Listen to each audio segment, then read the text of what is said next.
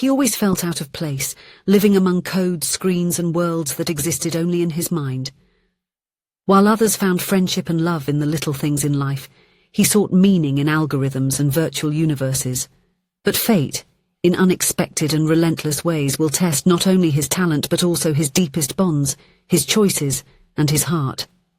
Amid success, losses and secrets, he will discover that nothing is more complex and precious than human connections, and that true victory may lie far beyond the screens. Hello, my friends. I am Linda, and this is Linda Love Stories. I hope you enjoy this story.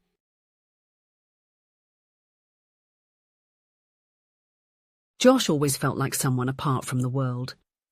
Since he was little, his mind seemed to inhabit another dimension, a place where codes, algorithms, and virtual worlds made more sense than conversations during school recess. While the other boys fought over toys or competed in races on the playground, Josh lost himself in glowing screens and science fiction books that spoke of distant galaxies and interstellar travel. In elementary school, the teachers noticed his ease with numbers and logic, but also his difficulty connecting with his peers. "He is a brilliant boy," they would say at parent-teacher meetings, "but he needs to learn to interact." His mother Laura would smile with contained pride and concern at the same time, keeping in the pocket of her worn-out coat the notes praising his academic achievements, which contrasted with social recommendations. At home, in a small two-bedroom apartment he shared with his mother and older brother Matthew, Josh found refuge. The boys' room was cramped, with 2 beds against opposite walls, but for Josh, it was an entire universe. There, in the corner of his makeshift desk, he created his first programs at the age of 12. Matthew, 4 years older, did not share his brother's passion for technology, but he had a protective instinct that made up for the difference in interests. When Josh came home with his head down after being excluded from some activity at school, it was Matthew who sat by his side, offering a chocolate he saved from his own snack. "They just don't understand how your mind works, Josh," Matthew would say, ruffling his brother's hair. "One day you'll show everyone what you can do." Adolescence only intensified the isolation. Josh grew a few inches, but his posture remained hunched, as if he wanted to hide from the world. His eyes, always restless, rarely held another person's gaze for more than a few seconds. The girls at school were like equations too complex to solve. He knew there were solutions but couldn't find them. At night, when everyone else was asleep, Josh would program. He created small games, perfected code, imagined worlds where people like him didn't have to feel out of place. The bluish glow of the monitor illuminated his thin face as his fingers danced over the keyboard, translating into machine language the dreams he couldn't express in words. "You need to sleep, little brother," Matthew would say when he woke up at 3 in the morning to find Josh still working. "Your games can wait until tomorrow." But Josh knew they couldn't. There was something inside him, a creative urgency that wouldn't fade. Every line of code was a step out of loneliness, a bridge to a world where he would finally be understood. At 19, while Matthew was studying law at the state college on a partial scholarship, Josh dropped out of university after just 2 semesters. "I'm not learning anything new," he explained to his mother, who sighed, worried about her youngest son's future. What Laura didn't know was that Josh had already developed a game prototype that had caught the attention of small online investors. With a modest loan and working from the bedroom he now occupied alone since Matthew had moved into a college dorm, Josh founded his own company, Stellar Minds.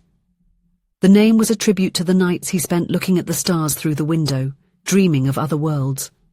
At the age of 21, he released Cosmic Echo, his first commercial game.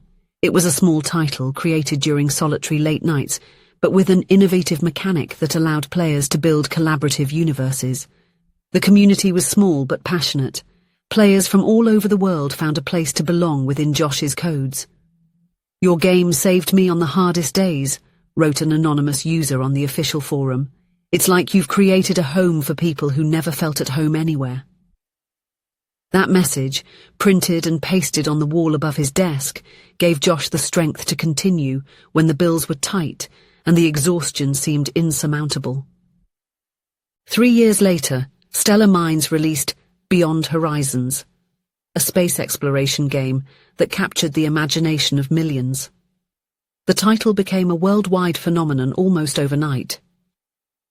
Suddenly, Josh saw his bank account jump from a few thousand to millions. Matthew, now graduated and working at a law firm, was the first to call when news of the tremendous success began to circulate. "I always knew, Josh. I always knew you were going to make it." Despite the sudden success, Josh kept his routine almost unchanged. He bought a larger, more comfortable apartment, but his room remained full of cables and equipment. The walls displayed posters of science fiction movies, and his work desk was organized in the same functional chaos as always. At 27, he was a millionaire who still wore superhero t-shirts and rarely left home except for unavoidable meetings. Fame brought invitations to events, interviews, and conferences. For each of them, Josh needed to gather all his courage. He rehearsed responses in the mirror, trying to control the stutter that had emerged in childhood and resurfaced in moments of nervousness. Matthew often accompanied him, not only as his lawyer, a role he took on after leaving the firm where he worked to handle his brother's business, but also as emotional support. It was at the launch of Nebula Dreams, his new project, that Josh's universe experienced an irreversible gravitational shift. The event was taking place in a luxury hotel filled with hundreds of journalists and fans. Lights flickered, voices overlapped, hands reached out for greetings that Josh returned with a shy smile and sweaty palms. As the crowd began to disperse after his brief and carefully rehearsed speech, he finally breathed a sigh of relief. It was at that moment that he saw her. Celeste appeared in Josh's line of sight. She was 32 years old and had a magnetism that seemed to bend the light around her. Her dark hair fell in perfect waves over her shoulders, and the red dress contrasted with her fair skin. She approached with confident steps, like someone who knows exactly the effect they cause. "Your game is revolutionary," she said, extending her hand. "My son can't stop talking about it." Josh blushed instantly. The words got stuck in his throat as his eyes met hers. Green, intense, hypnotic. Thank you," he finally managed to stammer. "I'm Celeste Morgan," she continued, with a smile that seemed to hold secrets. Before Josh could respond, she discreetly slipped a card between his fingers. "In case you want to talk more, in a less noisy environment." For 5 days that card remained on Josh's work desk, like a portal to an unknown dimension. He would pick it up, look at the number, mentally rehearse what he would say, but he never managed to complete the call. What could a woman like Celeste want with someone like him? On the 5th day, his phone rang. An unknown number. "Josh? It's Celeste. I hope I'm not bothering you. I got your contact from a friend in the press." Her voice was melodious even over the phone line. Josh felt his heart race. You're not bothering me," he replied, surprised he could form a coherent sentence. "You didn't call me," she said, a hint of amusement in her voice. "So I thought I'd take the initiative. Would you like to have dinner with me tomorrow?" That's how it started. A dinner at a discreet restaurant, where Celeste talked and Josh listened, fascinated. She spoke about her life, former model, divorced, mother of Ryan, an 8-year-old boy passionate about games. She talked about her dreams, her disappointments, her quest for stability. "I'm tired of superficial relationships," she confessed, lightly touching Josh's hand across the table. "I want something real, lasting, a family." With each meeting, Josh felt more enchanted. Celeste was everything he had never had: confidence, social flair, experience. When she kissed him for the first time, under the dim glow of a street lamp after their 3rd dinner, Josh felt as if all the codes of the universe finally made sense. Matthew was the first to express concern. "Don't you think you're going too fast?" he asked when Josh mentioned that Celeste had suggested they move in together after just 2 months of dating. "You barely know each other." "You don't understand, Matt," Josh replied, with a conviction that surprised them both. She really sees me. For the first time, someone truly sees me. Celeste's move into Josh's apartment was only the beginning. Soon, the space that was once Josh's creatively organized chaos began to transform. New furniture, sophisticated decor, parties for people he barely knew. Josh accepted it all, interpreting each change as a natural part of the process of sharing life. When Celeste suggested marriage, 4 months after they met, Matthew intensified his warnings. "At least sign a prenuptial agreement," he insisted, in a tense conversation at the Stellar Mines office. "Not out of distrust, but as a precaution." "You're being paranoid," Josh replied, irritated. "She doesn't care about my money." "I'm not saying she cares. I'm just asking you to protect yourself." After much insistence, Josh agreed. Matthew prepared a detailed prenuptial agreement, protecting the assets and company shares in case of separation. When he presented the document to Celeste, he saw a glimmer in her eyes that he couldn't decipher. "Of course, love," she said to Josh with a smile that didn't reach her eyes. "I perfectly understand that your brother wants to protect you." She signed quickly, without reading the clauses carefully. It was only later, when Matthew explained the terms, that her expression changed. The contract stipulated that, in the event of a divorce before 5 years of marriage, Celeste would not be entitled to Josh's fortune, only a modest financial compensation. The wedding took place in an intimate ceremony with few guests. Laura cried with emotion as she watched her youngest son take a step she never imagined possible. Matthew smiled, trying to push away the unease he felt. The first cracks in the relationship appeared subtly. Small comments from Celeste at dinners with her friends. "Josh is a genius with computers, but sometimes I have to remind him how the real world works." Or when they were alone. "Honey, that sweater again? We've already talked about your appearance in public." Josh accepted the criticism in silence, convinced that he needed to improve and adapt. After all, he had never been in a relationship before. Maybe that was just how it was. The distance between the brothers grew when Celeste began to plant seeds of distrust. "I've noticed how Matthew looks at you when you talk about your success," she commented one night, while Josh was working on a new project. "He seems resentful." "What? No, Matt has always supported me." "Of course, dear, but think carefully. He gave up his career to be your lawyer. It must be difficult living in the shadow of the younger brother." Celeste's words, repeated in different forms over the weeks, began to take root. Josh started to look at his brother with new eyes, interpreting every piece of advice as interference, every concern as envy. The arguments between them became more frequent and bitter. "You're always criticizing my choices," accused Josh during a particularly tense meeting. "Why can't you accept that I'm happy?" "I'm not criticizing your choices," replied Matthew, hurt. "I'm just asking you to open your eyes." "For what? For your poorly hidden envy?" Matthew paled. "Is that what you think of me now?" The silence that followed was more painful than any words. Days later, Matthew resigned from his position as a lawyer for Stellar Mines, maintaining only essential services through his team.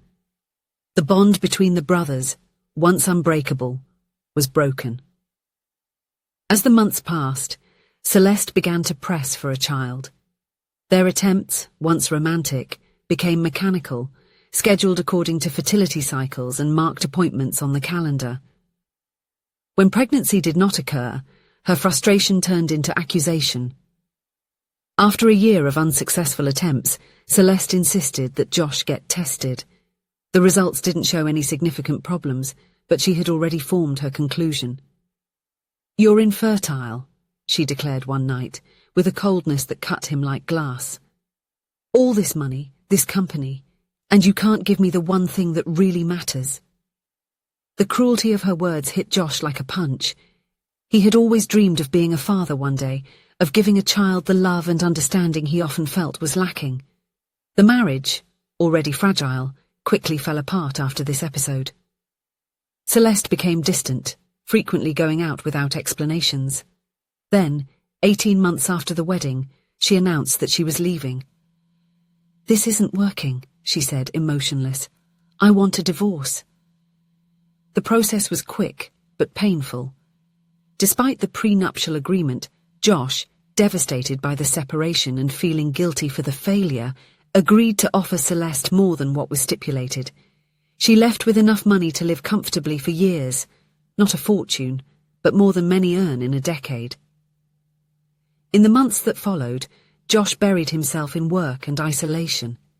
He rarely left the apartment, now empty of expensive furniture and sophisticated decor, but also devoid of any human warmth. His new game, Fractured Worlds, reflected his state of mind. A universe broken into pieces, where players tried to reconnect fragments of separate realities. In his darkest nights, when the silence of the apartment seemed to suffocate him, Josh thought of Matthew. He remembered the cruel words he had said, the unfair accusations, the precious bond he had squandered. Shame prevented him from calling, from seeking reconciliation. 6 months after the divorce, on a particularly lonely night, Josh couldn't take it anymore. He drove to the building where Matthew lived, parked, and spent 20 minutes in the car gathering courage. Finally, with his heart pounding in his chest, he rang the doorbell. Matthew opened the door, surprise evident on his face. For a moment, they stood there in silence, years of hurt and unspoken love suspended between them. "I was wrong," Josh finally said, his voice choked with emotion. "You tried to protect me, and I let her come between us." Matthew didn't hesitate. He pulled his brother into a tight embrace, the same hug he had offered so many times during their childhood, when the world seemed too big and frightening for Josh. "You are here now," murmured Matthew. "That's what matters." The reconciliation with his brother was the first step in Josh's rebuilding. Gradually he relearned to trust, first in Matthew, then in himself, and finally in the possibility that not all relationships ended in betrayal. 2 years after the divorce, at a charity event for children passionate about technology, Josh met Evelyn.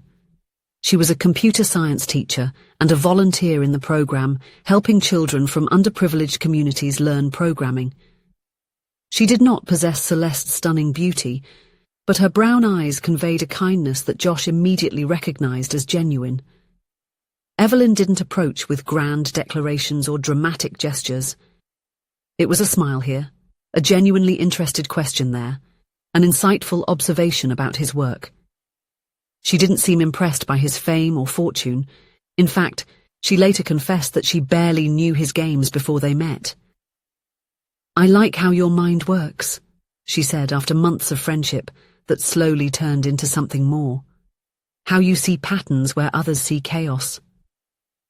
With Evelyn, Josh discovered that true love was not a whirlwind that swept everything in its path, but a gentle tide that gradually transformed the landscape. There was no rush, no ultimatums, no manipulation, just two people discovering, day by day, that they were better together than apart. Matthew was the best man when they got married 3 years after meeting. Laura, now living in a comfortable apartment bought by Josh, cried again when she saw her son at the altar. But this time, her tears did not carry the shadow of worry. When Evelyn announced she was pregnant, Josh felt a momentary fear. Celeste's cruel words still echoed in some corner of his mind. What if she was right? What if he was incapable of being a father? But 9 months later, holding his newborn son in his arms, all doubts dissipated. Thomas was born healthy, with the same curious eyes as his father and his mother's gentle smile. Josh, who had always communicated better through codes than words, discovered a new language in the unconditional love he felt for his son. It was on a sunny Sunday that Josh was strolling through the Central Park with Thomas in his arms. The boy, now almost a year old, was laughing as his father lifted him into the air, pretending he was flying. "Look who's going to be an astronaut," Josh said, laughing along with his son. It was at that moment, amidst laughter and sunshine, that his eyes met a familiar face among the passers-by. Celeste, standing in the middle of the path, looked at them with an expression that mixed shock and fury. Her gaze shifted between Josh and the child in his arms, incredulity giving way to a restrained anger. Because for an entire year she had believed the lie she herself had created, that Josh was infertile, incapable of being a father. Josh felt the weight of that gaze but noticed something surprising. There was no resentment within him. There was no desire for revenge or satisfaction in proving her wrong. There was just peace. The calm certainty that his life had taken the right path, even through the pain. Adjusting Thomas in his arms, Josh smiled at his son and continued walking, leaving the past behind. Celeste remained motionless, a statue of belated regret in the middle of the spring park. That night, as he put Thomas to sleep, Josh thought about how unpredictable life was. The shy boy who hid behind screens and codes had found the courage to love, to take risks, to rebuild broken bridges. He had learned that true bonds, with his brother, with Evelyn, with his son, were made of something more resilient than grievances or disappointments.